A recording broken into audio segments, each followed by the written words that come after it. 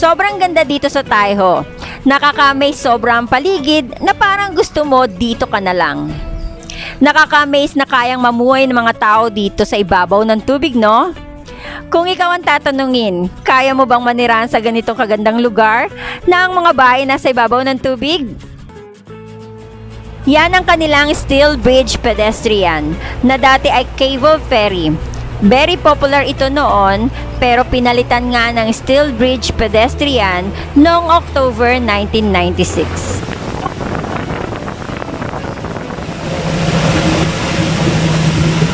Grabe mga kaibigan, worth it po ang pagpunta dito sa Taiho.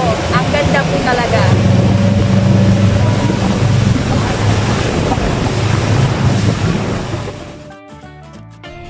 Yan ang General's Rock. Isa itong landmark sa Taiho na may taas na 10 meters tall. Sabi ng bangkero na may alamat ang General's Rock na yan, na may isang strong and valiant general na nagre-rest sa tuktok ng sea cliff. Nahulog accidentally daw ang general at sa paghahulog niya, nalaglag ang suot niyang pants. At hindi pa siya nakakatayo sa pagkahulog, ay pinarusahan siya ng heavenly court at naging rock.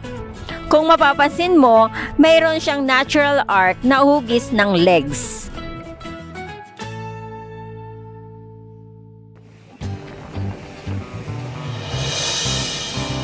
Papunta na tayo sa mga Chinese white dolphins. At sana makaspot tayo. Sabi ng mga bangkero, best time daw na makaspot ng mga Chinese white dolphins sa umaga. Malaki ang chance na makaspot tayo dahil may barko doon na may fishing net at ito yung area kung saan tayo makakakita ng mga Chinese white dolphins.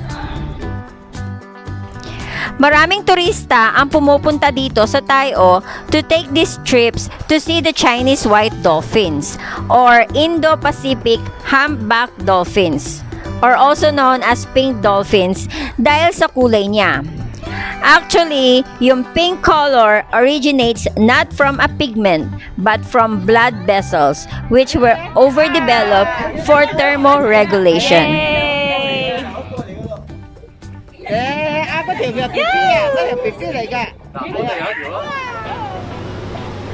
Mula dito ay matatanaw natin ang Taiho Heritage Hotel.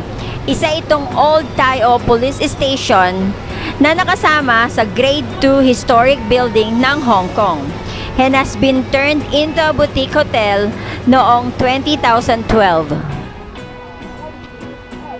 Ayan, grabe mga kaibigan, enjoy ko ang pagsakay dito sa boat na to. Don't forget po na sumakay kayo sa boat na to at makakita ng pink dolphins kapag pumunta po kayo dito sa Taiho.